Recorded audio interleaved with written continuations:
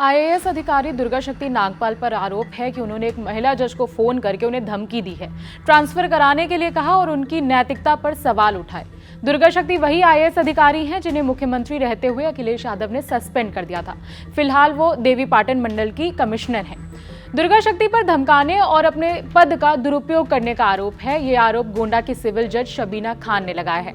जज ने कहा कि अधिकारी उन्हें लगातार फोन कॉल कर रही थी और धमकी दे रही थी। लाइव लॉ की रिपोर्ट के मुताबिक जज ने कहा कि कमिश्नर ने बताया कि वो अपना केस ट्रांसफर करा लेंगी। उन्होंने मुझे डराने के लिए अपने पद का इस्तेमाल किया, धमकी दी कि मेरी शिकायत हाईकोर्ट में करेंगी।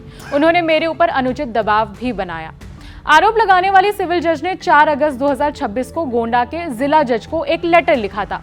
लेटर में बताया कि दुर्गा शक्ति ने जज की छुट्टी के दौरान उन्हें बार बार कॉल किया। जज ने कहा कि अधिकारी का पहला कॉल 15 जुलाई 2026 को आया था। उन्होंने पूछा कि जज छुट्टी से कब लौटेंगी। जज शबीना खान के पत्र के मुताबिक आईएएस दुर्गा शक्ति ने उनसे कहा, मैं सीनियर आईएएस अधिकारी हूं, आपने मेरा फोन ना उठाकर बदतमीजी की है।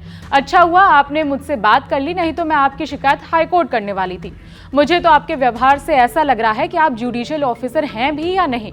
मुझे तो लग रहा है कि कैसे संस्कार हैं आपके।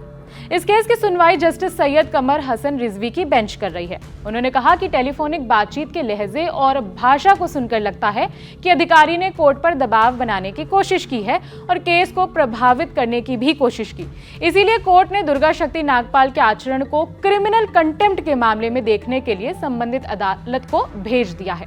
ये हैरान करने वाली बात है कि कोई पक्षकार इस तरह फोन करके अदालत से संपर्क कर सकता है, और वो भी तब जब उस अदालत में कोई मामला पहले से ही चल रहा हो।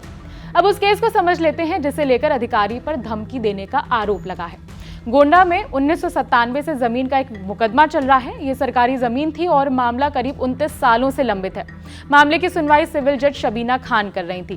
केस निस्तारण के करीब पहुंच चुका है। आरोप है कि इसी केस को लेकर अधिकारी जज पर दबाव डाल रही थी। आपको बता दें कि अब ये केस दूसरी अदालत में ट्रांसफर कर दिया गया है। अब धमकी वाले आरोप में आईएएस दुर्गा शक्ति का पक्ष भी जान लेते हैं। लाइव लॉ की रिपोर्ट के मुताबिक आईएएस दुर्गा शक्ति ने फोन करने की वजह दूसरी बताई। उन्होंने कहा कि वो सिर्फ इतना जानना चाहती थी कि जज छुट्टी से वापस कब आएंगी। उनके मुताबिक फोन पर जमीन के केस पर कोई चर्चा नहीं हुई। ये पक्ष आईएएस अधिकारी का है। आपको बता दें कि कोर्ट ने जज के लगाए आरोपों की जांच करने के आदेश दिए हैं। आईएएस दुर्गा शक्ति इससे पहले अखिलेश यादव के से जुड़े के विवाद को लेकर भी चर्चा में रही हैं। उस वक्त अखिलेश यादव उत्तर प्रदेश के मुख्यमंत्री थे। दुर्गा शक्ति नागपाल को 2013 में मस्जिद की एक अंडर कंस्ट्रक्शन दीवार गिराने के विवाद में सस्पेंड कर दिया गया था।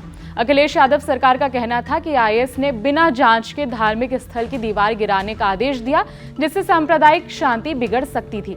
हालांकि दूसरे पक्ष का कहना है कि अखिलेश सरकार ने अधिकारी को इसलिए सस्पेंड किया था क्योंकि अधिकारी ने अवैध रेत खनन के खिलाफ एक्शन लिया था।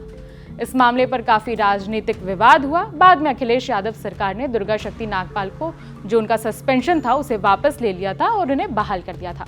अब आईएएस दुर्गा फिर से विवादों में है। कोई जरूरी अपडेट आता है तो आप तक पहुंचाएंगे।